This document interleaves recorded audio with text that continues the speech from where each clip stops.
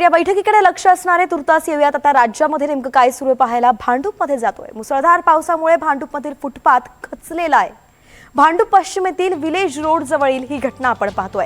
हा खड्डा आपण पाहू शकतोय। रस्ता कशा पद्धतीने खचलेला आहे। घटनास्थळी महापालिकेचे अधिकारी आता दाखल झाले आहेत आणि पहाटे 4:30 वाजता रस्ता खचल्याची माहिती समोर आलेली आहे।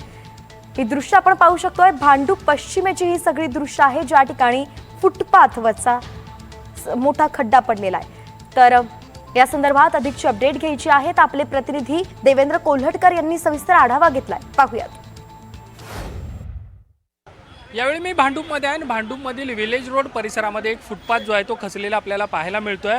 आपण जर समोर दृश्यांमध्ये बघितलं तर फुटपाथ हा खचलेला आहे आणि सकाळी 7:30च्या सुमारास झालेली ही सगळी घटना आहे। या फुटपाथवर असणाऱ्या 2 ते 3 बाईक जे आहेत ते खाली कोसळलेले आहेत आणि सध्या सगळा इथला जो मलबा आहे किंवा जी काही पडझड झालेली आहे ती दूर करण्याचा प्रयत्न जो आहे तो केला जातो। एकूणच या घटनेविषयी आपण जाणून घेणार आहोत। माझ्यासोबत माजी नगरसेवक आहेत, त्यांच्यासोबत आपण बातचीत करूया। मला सांगा सर, काय माहिती आहे या सगळ्या घटनेसंदर्भात?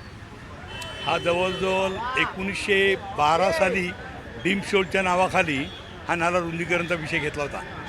तर त्यानंतर तो नाला जो स्टॉप केला तो पुन्हा नाला काही झाला नाही आणि त्यानंतर मलमपट्टी केली नाही आणि हे जवळजवळ बनून 17-18 वर्ष झाली। 17-18 वर्ष झाली आणि 17-18 वर्षामध्ये जवळजवळ लगातार 5 ते 7 वर्षामध्ये सतत पाठपुरावा करून ह्या नाल्याची डागडुगी रिपेअर करून घ्या, नाला कधी कोसळेल अशी मागणी करूनही आतापर्यंत तो नाला त्यांनी बनवला नाही।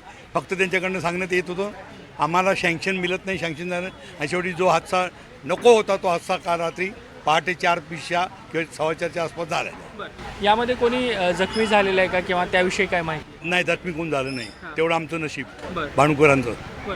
तुम्ही यापूर्वी महानगरपालिका असेल किंवा संबंधित प्रशासन असेल त्यांना या संदर्भात काही सांगितलं होतं? सर्वांना मागणी केलेली आहे, पत्रासुद्धा आहे का हे त्वरित घ्या, काम करा आणि असे असंख्य कामं दिलेली आहेत भांडूपमध्ये। अनफॉर्च्युनेट नावाखाली आणि मिसिंग एकही काम त्यांनी उदयाला आलं नाही। आणि हे कोसळण्याचं काय कारण आहे माहिती आहे काय?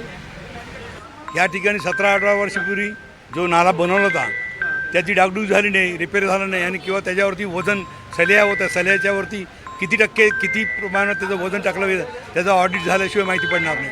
ठीक, धन्यवाद ही सगळी बातचीत केल्याबद्दल। व्हिडिओ जर्नलिस्ट उदय गंगावणेसह मी देवेंद्र कोल्हटकर, NDTV मराठी, मुंबई।